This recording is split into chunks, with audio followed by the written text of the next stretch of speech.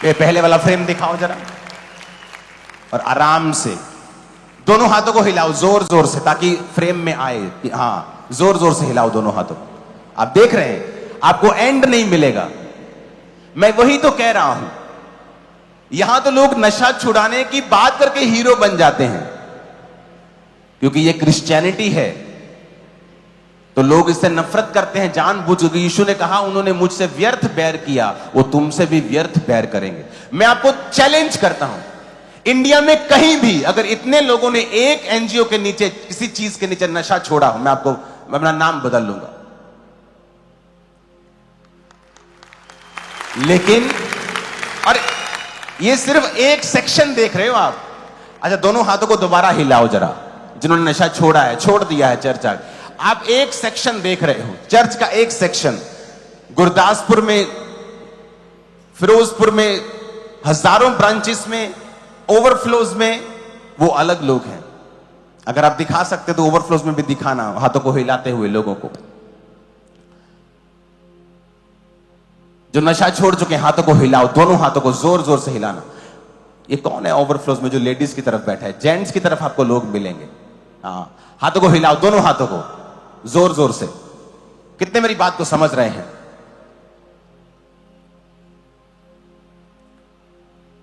इस चर्च ने हेल्प की है समाज की भी। क्या आप समाज का हिस्सा नहीं है? मैंने कहा क्या आप समाज का हिस्सा नहीं है? क्या आप इस देश का हिस्सा नहीं है? इतिहास बताता है चर्चिस हेल्प करती रही हैं देश प्रेम के लिए। जाओ इतिहास पढ़ो। जो लोग ये कहते हैं कि अंग्रेजों ने शासन किया, इतिहास पढ़ो। जिन लोगों ने देश को आजाद करने में भूमिका निभाई है, उनमें चर्च मिशनरीज थे, जो ये अंग्रेजों को कहते थे कि जो तुम कर रहे हो ये बाइबल के खिलाफ है। हम इन लोगों के साथ हैं, हम भारतीयों के साथ, हम इंडियंस के साथ हैं। महात्मा गांधी के साथ अगर आप सर्च करेंगे आपको क्रिश्चियंस लोग भी मिलेंगे जिन्होंने लड़ाई लड़ी थी।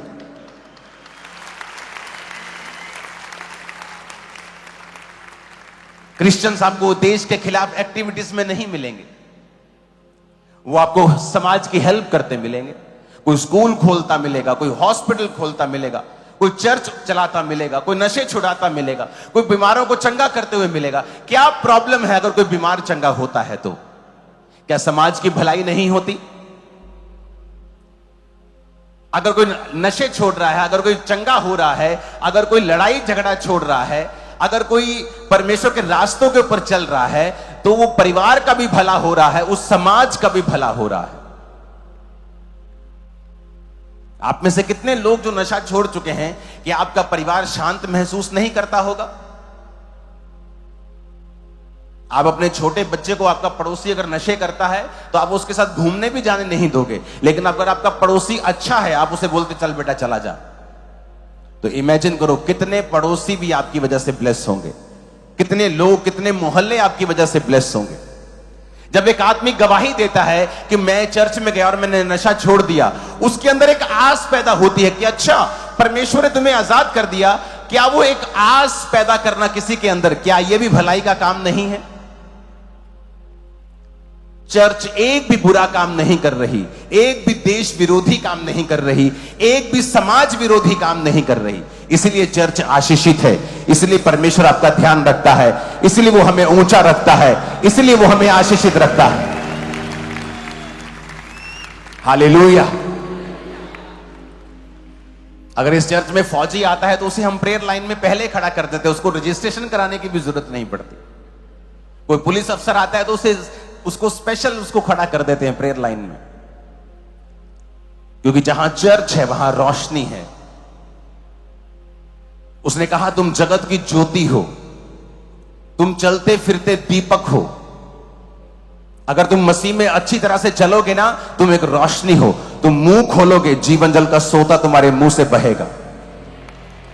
तुम जिस जगह पांव रखोगे, परमेश्वर ने कहा उस जगह को परमेश्वर आशीषित कर देंगे।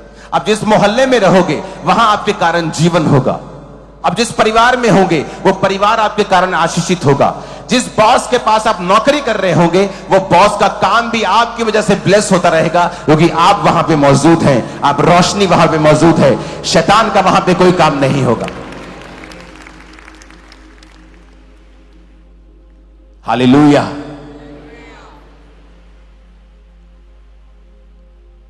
तो इस बात को बड़े ध्यान से समझना है।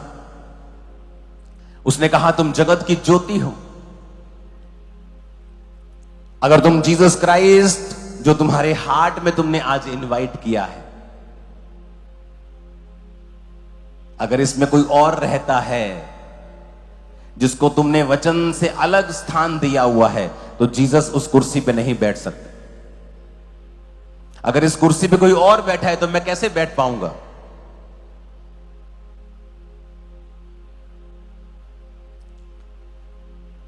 आजा, बैठ जा, बैठ के वीडियो बना। अब सुनो, अब मुझे यहां प्रीच करना है। सुनो मेरी बात। अब मैं मन बना के आया कि मुझे बैठकर लोगों को अच्छी बातें बतानी है, जीसस क्राइस्ट के बारे में बताना है, उन्हें प्रभु की योजना बतानी है ताकि इनकी जिंदगी में काम हो सके। लेकिन मैं यहां बैठकर ही प्रीच करूंगा। यही रास्ता है कि ये प्रोटोकॉल है कि यहां बैठकर प्रचार करना पड़ेगा। अब मैं यहां पर आऊं तो मैं कहां बैठूं? मैं वेट करूंगा कि ये भाई उठे तो मैं बैठूं। पवित्र आत्मा कभी भी फोर्सफुली नहीं करता कि मुझे यहां बैठना है। आपको कभी एक केस 400 करोड़ लोगों में से नहीं मिलेगा कि आप वो एकदम से खेलना शुरू हो जाए और बोले कि मैं पवित्र आत्मा हूं। वो चर्च में जाके बोले मैं तो पवित्र आत्मा हूं। पवित्र आत्मा कभी भी फोर्सफुली आपके अंदर नहीं आता। आप पवित्र आत्मा को इनवाइट करते हैं। चर्च में जब आते हैं, प्रभु मेरे हृदय में आ, मैं तेरा आत्मा पाना चाहता हूं, तो पवित्र आत्मा कहता मैं आ रहा हूं। तो अगर मुझे यहां पे काम करना है तो मैं, अगर मान लीजिए मैं परमेश्वर का आत्मा हूं जो आपसे बात करना चाहता हूं, लेकिन यहां ये बंदा बैठा है, मैं इसको फोर्सफुली नहीं कर सकता क्योंकि परमेश्वर धक्का नहीं करता है, वो जेंटल परमेश्वर है। तो अगर ये कहेगा कि आप यहां बैठें और उठ जाएगा, बोलो अब यहां बैठे, ठीक है मैं बैठता हूं। अब मैं यहां पे बैठकर आपसे बात करूंगा। कितने मेरी बात को समझ रहे हैं? जीसस सेम ऐसे ही करते हैं।